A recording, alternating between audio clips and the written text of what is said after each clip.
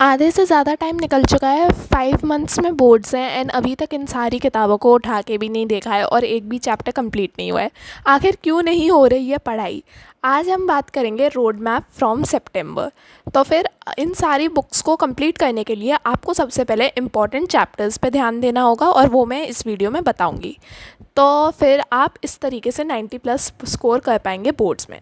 तो सबसे ज़्यादा टाइम अगर हमें कोई देना है हार्ड या फिर टफ सब्जेक्ट्स में, जो कंसेप्चुअल सब्जेक्ट्स हैं, वो है PCMB, ये सबसे ज़्यादा टाइम लेते हैं।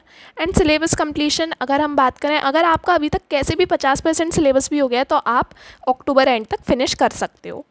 फिर हम बात करें मेमोराइजिंग सब्जेक्ट्स को, आपको सिर्फ 2 आवर्स अ डे देना है, जो कि ज्योग्राफी, हिस्ट्री, इंग्लिश, हिंदी जैसे सब्जेक्ट्स हो गए। 2 आवर्स में इनका आराम से हो जाएगा एंड इनको तो फुल टाइम देना पड़ेगा। इसलिए अगर अभी तक आप बिल्कुल नहीं पढ़े हैं तो प्लीज़ अब पढ़ना चालू कर दीजिए, अब ये मजाक का टाइम नहीं है। इंपॉर्टेंट चैप्टर्स पे आते हैं। सबसे पहले आप बस ये कर लीजिए, और ये हर किसी के लिए इंपॉर्टेंट है, चाहे उनका सिलेबस हुआ हो या नहीं। लाइट का पूरा चैप्टर फिजिक्स में इंपॉर्टेंट है, फिर उसके बाद करंट का पूरा यूनिट इंपॉर्टेंट है एंड रेडियो एक्टिविटी, और साउंड भी हम कह सकते हैं इम्पॉर्टेंट है। इन सब में से सबसे ज़्यादा वेटेज आता है, हम देख चुके हैं, एंड यही सबसे ज़्यादा कंसेप्चुअल है। फिर बात करते हैं केमिस्ट्री की, तो उसमें एसिड बेस सॉल्ट काफ़ी इंपॉर्टेंट है, उससे काफ़ी ज़्यादा नंबर का आता है। मोल कंसेप्ट हो गया, electrolysis, metallurgy and organic chemistry, ये हमारे सबसे इंपॉर्टेंट चैप्टर्स रहेंगे। इलेक्ट्रोलिसिस, मेटलर्जी बहुत ईजी हैं इनमें से। फिर अगर हम बात करें मैथ्स की, जो कि बहुत इंपॉर्टेंट है, इसमें आप बैंकिंग ज़रूर करें, शेयर डिविडेंड ज़रूर करें, remainder factor theorem, matrices, ratio proportion, AP, GP, linear equation, ये बहुत इजी चैप्टर्स हैं। कोऑर्डिनेट ज्योमेट्री भी बहुत इजी है। फिर उसके बाद लोकस और कंस्ट्रक्शन एक ही चैप्टर है पूरा, ये भी बहुत इजी है।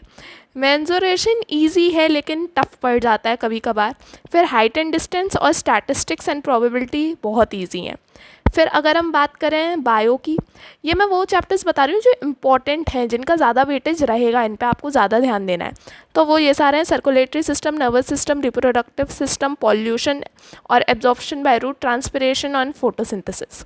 हिस्ट्री की बात करें तो देखिए, यूनियन पार्लियामेंट, एग्जीक्यूटिव, जुडिशरी, इन तीनों में से आप जो भी 2 यूनिट करना चाहें वो आप कर सकते हैं। हिस्ट्री में फर्स्ट वर्ल्ड वॉर काफ़ी इजी है। फिर उसके बाद ये दोनों आप डिसाइड कर सकते हैं इनमें से आपको कौन सा करना है। वैसे कंटेम्प्रेरी वर्ल्ड पूरा कर लीजिए, फर्स्ट वॉर ऑफ इंडिपेंडेंस कर लीजिए अभी, तो वो ज़्यादा अच्छा रहेगा। फिर उसके बाद हम बात करें ज्योग्राफी की, अब इतना टाइम नहीं है, अब आप कोई से भी 5 चैप्टर्स कीजिए और आगे बढ़िए। ये मैंने सबसे सिंपल 5 बता दिए।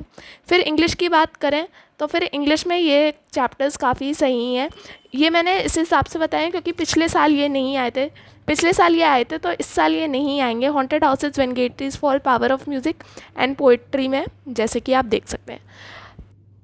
जिन्होंने अभी तक सिलेबस बिल्कुल स्टार्ट नहीं किया है वो इन सारे चैप्टर्स को पहले कीजिए, फिर उसके बाद नवंबर एंडिंग के टाइम पे आप बाकी सारे चैप्टर्स को रीड कर लीजिए, तो आपका सिलेबस ऐसे कंप्लीट हो जाएगा जल्दी।